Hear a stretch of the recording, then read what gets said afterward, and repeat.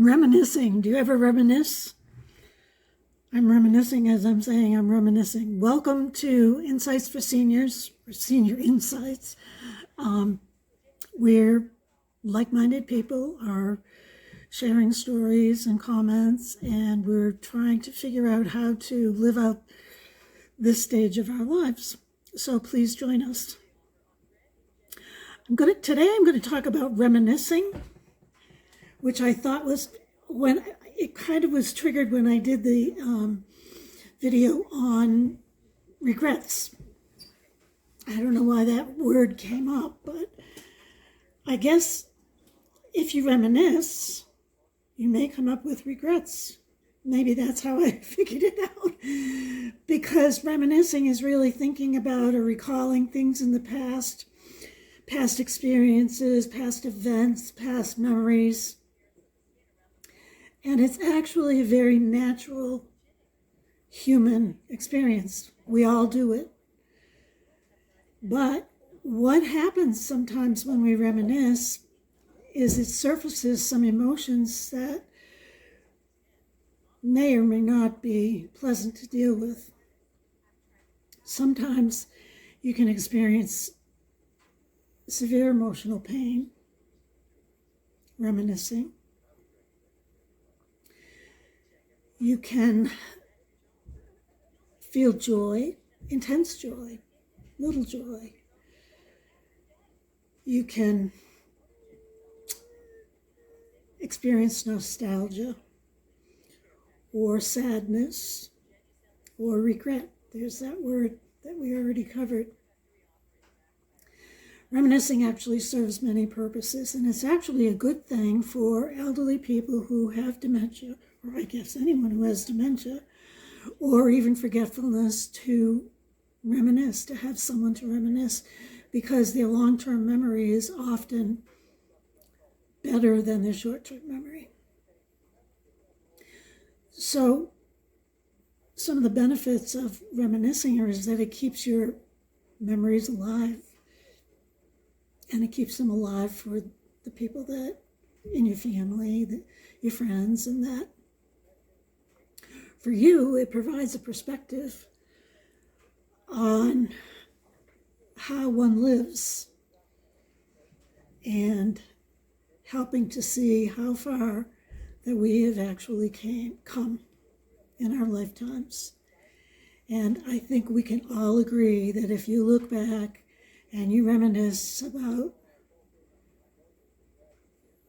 the good old days or reminisce about high school or something, you can always look at today and actually see how far you've come, how far you've grown, mentally, emotionally, maybe financially. And you can be proud of that.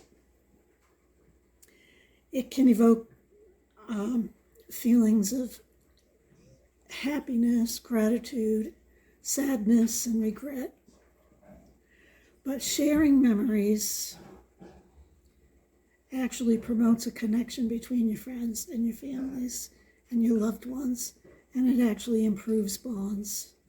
I have a friend, a neighbor that I visit quite frequently. We get together, and we often find ourselves reminiscing. We reminisce about her old boyfriend. She's a few years older than me, and it's really kind of fun to think about how we were young once and how different we are. And it's actually kind of neat to look back and see. She always says, "Oh, I love reminiscing with you." Reminiscing supports personal growth, so you can look back at things and learn from your mistakes, move forward, don't repeat that mistake again. You can look at patterns of your behavior and things that you consistently do that end up in the wrong way, and you can make efforts to change that, so it gives you greater insight into yourself and how you can improve or at least understand yourself. And of course, there are downsides to nostalgia. I hate that I keep bringing up the downsides. But I am going to go with the downsides again first, and then we'll end on a positive note. So let's talk about it. Sometimes we get stuck in nostalgia. We get stuck in the past. And I have known people like that just cannot move on. It makes living in the present really difficult. It makes it difficult for all the people around us if you keep throwing up things in the past and and talking about all your regrets and blah, blah, blah. It's not a good thing. And here's that word again, regret. Being nostalgic can sometimes bring up feelings of regret and loss and depression and anxiety. And then one of the other ones is probably pretty normal, and I'm not so sure how you can get beyond this, is longing for someone maybe who's passed, maybe your parents. Me, I'm longing for my parents and I'm longing for my husband, and it doesn't necessarily fade away. It gets better though. So those are some of the negative things, but let's go and talk about the positive. So if we want to make reminiscing into a good experience, a positive experience, and look at it that way, then there are some things that we can do to work on that, and one of them is practicing mindfulness. We talk about that a lot, and it's a pretty, I think it's a relatively new concept, maybe in the last decade or something, but there's a lot of things on mindfulness. Like I said, I think in the last video, my friend says, be here now. Be here now. Pay attention to what you're doing now. Enjoy your meal. Enjoy the texture of your meal. Enjoy the flavor of your meal.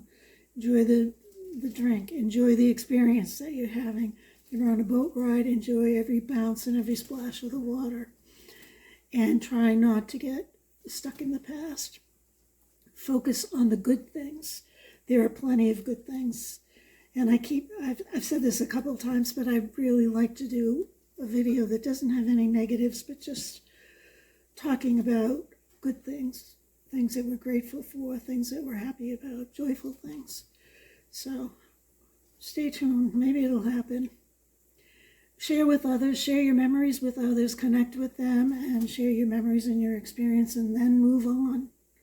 Move on from that and learn from your past and correct the things that weren't so great in your past and cherish the ones that were. So basically, reminiscing is an opportunity to reflect on past experiences and gain insights that can inform you for your present and your future. So I guess that's, well, as I was editing this video on reminiscing, I started reminiscing, and I thought of a few things that I'd really like to share with you. So if you stick it out to the end, I have a couple of kind of cute stories about my reminiscing. So hang in there and you'll hear the stories. Talk to you later. Well, I ran across a letter from my sister that she sent me in 1967, October 1967. So that means I was 19 years old, approximately. I'm not good with math. But I was 19 years old and I was in nursing school. And it is the cutest letter.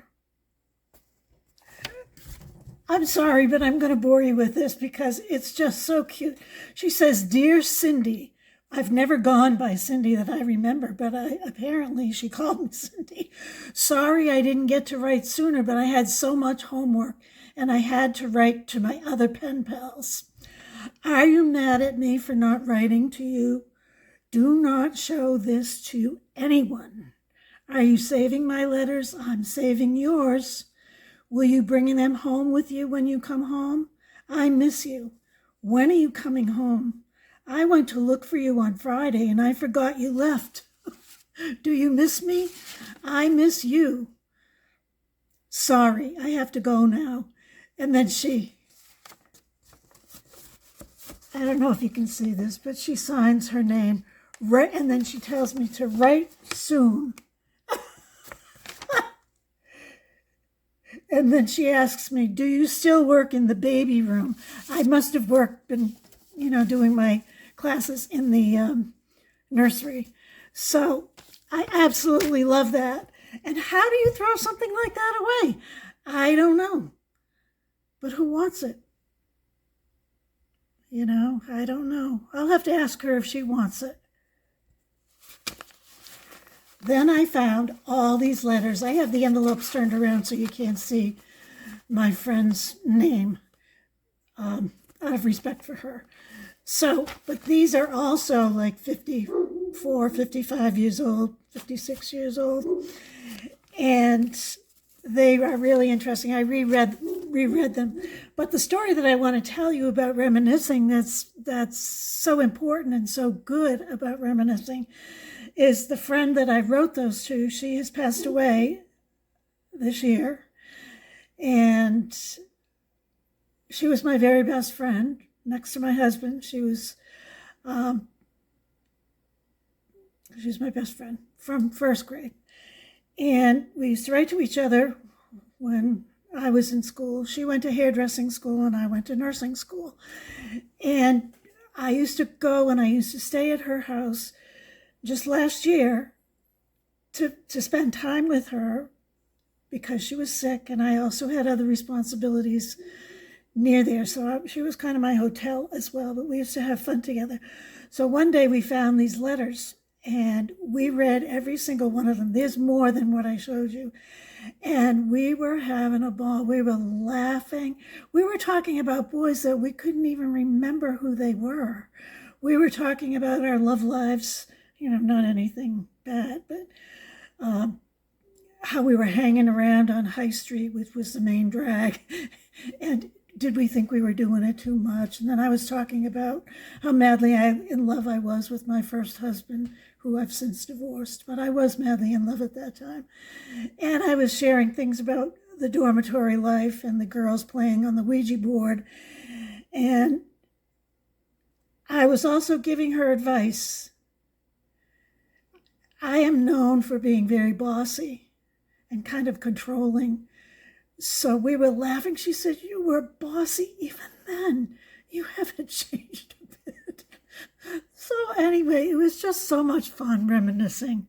You got to try it. But what do you do with these things, those letters? She passed away. A few days before she passed away, I said, do you think that I could have those letters? Because I knew that she wasn't going to be around and her kids wouldn't care. And she said, of course. So I have those memories of her. And in her last days, we were able to share them and laugh and have so much fun. So as you can tell, I'm having fun. I had fun doing this video.